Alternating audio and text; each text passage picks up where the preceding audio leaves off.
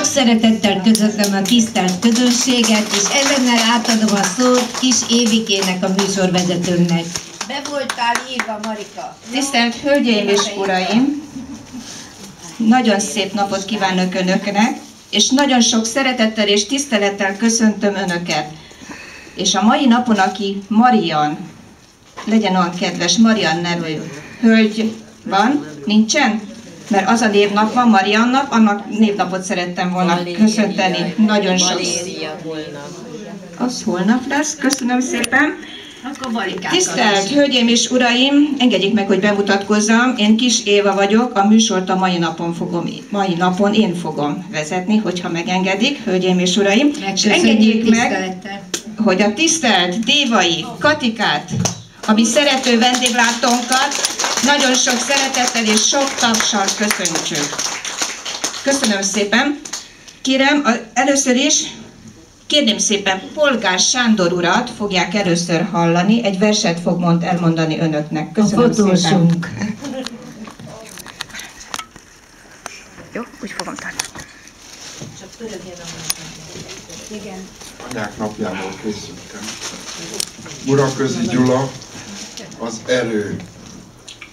Ugye, édesapám, amikor a sziklát zúgó zivatarban villámok hasítják, viharok ráütnek, habok ráomolnak, mégis szikla volt ma, s kőszírt maradt volna. S ha századok sem tudták porrá tenni, sziklánál erősebb, nincs is talán semmi. Nem, fiam, ott nem lesz sem érzés, sem eszmét, csak makacsa szikla, az erő nem ez még. Akkor, édesapám, az a bátor ember, ki egymaga küzd gyilkoló sereggel, küzd, ha hősi teste, csupa vér, merősebb.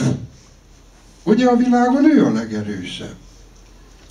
Nem, fiam, nézd a föld valamennyi hősét, mint csak bátor ember, az erő nem ez még.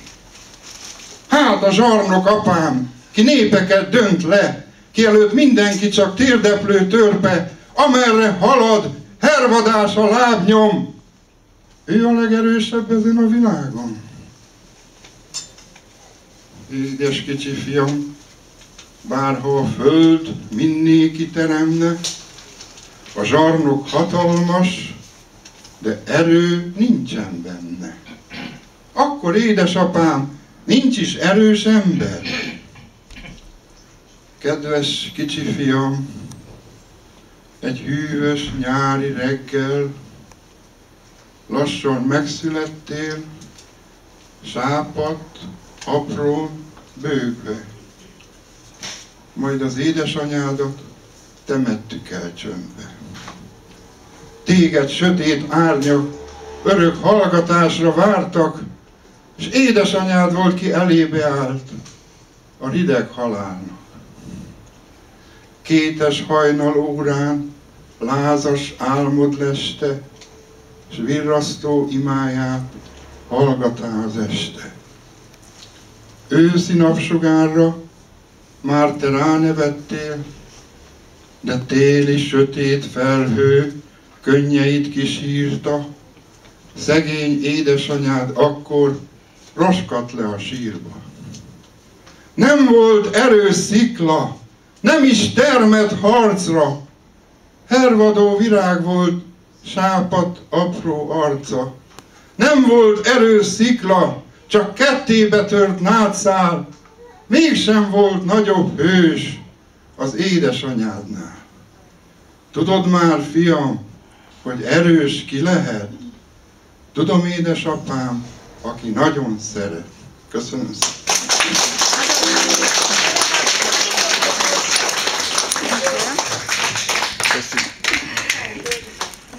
Nagyon szépen köszönöm.